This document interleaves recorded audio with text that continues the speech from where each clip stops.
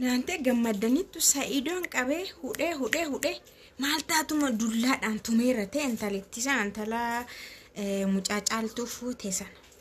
Inaante edaa intalittiin ishee gaafa ayyuuni sokkaa deemtee fiddee uftee Sa'iidootti hokkoruu barbaadde sana isheen dhugaa waaqa ani reefan bara.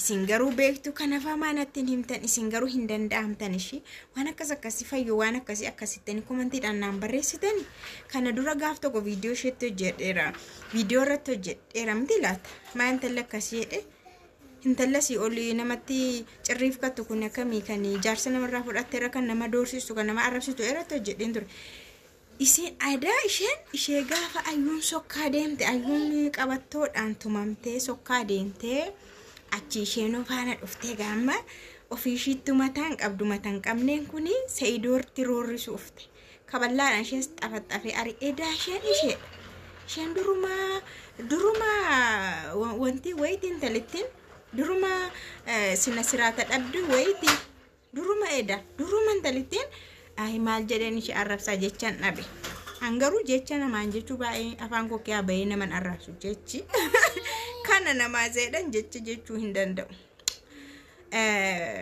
garuu intaloon suni nama dhibdi Sa'iidoon garuu intalitti dullaa laafaasaati beektu san cabne isatti naannee dhodhommo quwaytiin silaa kaameeraa irraa akkas zor godhatee miti qabedhe chamachamee achitti dullaa shachi buusee as deebi'a ture kaameeraa ragaa akkatti hin taane gosh ay Sa'iidoo argitanii waashin jettu muuxii aki jireenya kee sirreeffadhu maaltu si dhibeetti aki jireenya kee sirreeffadhu kana maaltu si gasheetti muuxii akkasii jechuudha sanuuna jaallatte jetti muka jaalladhu waan jaallatu yoom dhabenni Sa'iidoon sa jaallatettu gatii kaffala yoom jaallate si garuu sa jaallatamettu jennu malee sa jaallatamettu gatii kaffalaa Sa'iidoo garuu Sa'iidoo argitanii achitti seenuu kondura baga mucaan caaltuu nagaadhaan deebite caaltuudha baga deebite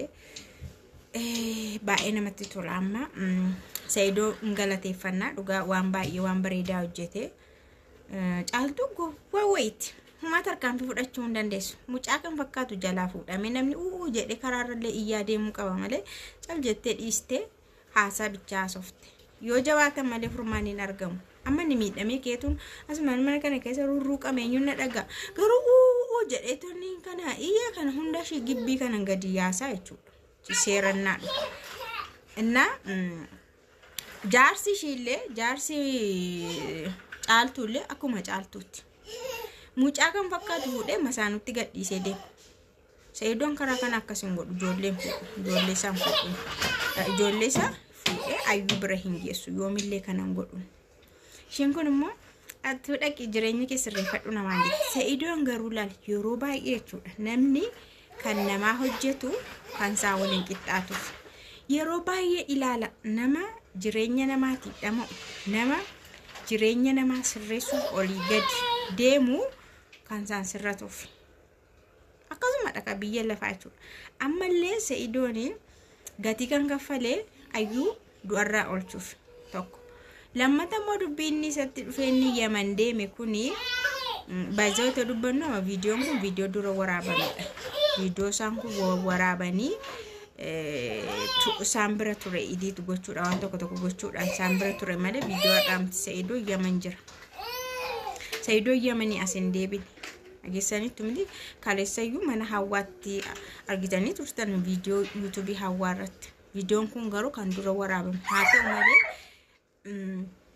waan Sa'iidoon godhe kuni baay'ee namatti tola innaa Sa'iidoo akkuma kana jireenya isaa rabbaa sirreessu akkuma inni namaa gatii kaffalu intaloo kana xiffiidhaan dha'uuni jireenya sana akka sirratuuf daa'ima akka deebisuuf gahee isaa bahee jechuudha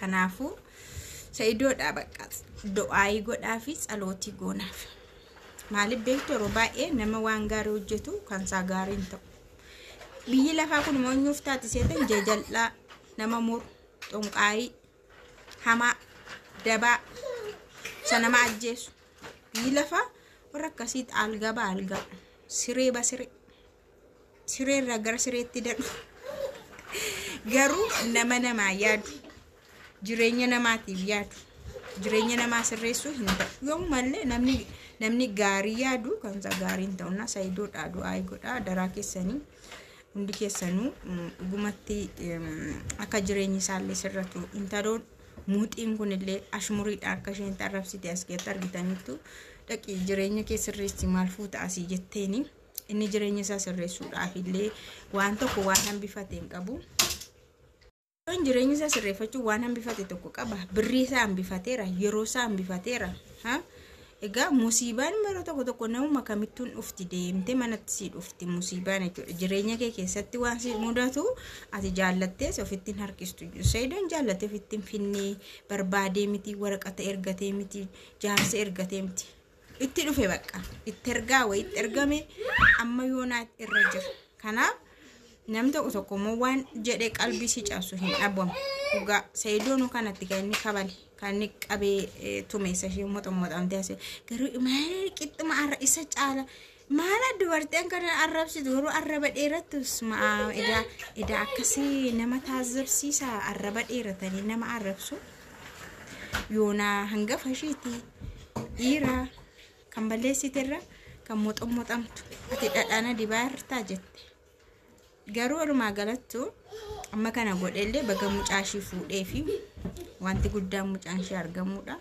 Saidoodhaaf illee gaansin hin jedhu ayee godhaaf dhuguma sirrachuu qaba jireenyi kansa. Garuu nagaas hin gaafadheeraan hin beeku. Nan aareen jira waan ta'eef intalti moxmaaxetti muuxii kanatti aareen jira jechuudha. Itoonaa danda'ame anuu nagaasiniif haa ta'u garuu nagaasin hin gaafannee kabajamtoota hordoftootaa. Baga jiraattan baga dhageessanii ani nagaa koo galata waaqaa ta'u sila nagaa sin gaafanne miira keessa galeen mucattiin nama hundumaa ni aarsiti mucattiin hojiin ishee jechuudha. Kanaafiyyuu dhalaan tokko dhugaa waaqaa kan akka waan warra hin qabne wayii taatuutu jira. Dhalaan tokko jireenya ishee hin beektu.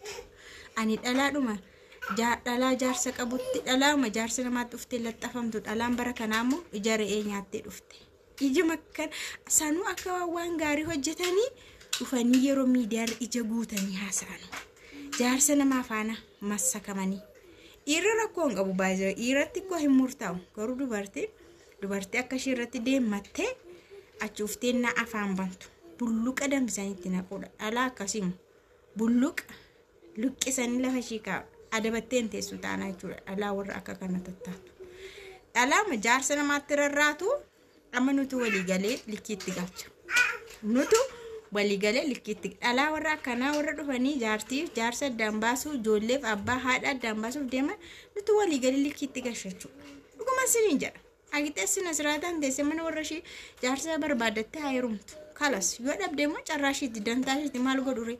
Kennaan yoo rabbi isheedhaa kenna malee kan namaa fudhatu kan namaa fudhatanii wajjin jiraatu isheedhaafis hin ta'u bara jireenya hin ta'uufi kunoo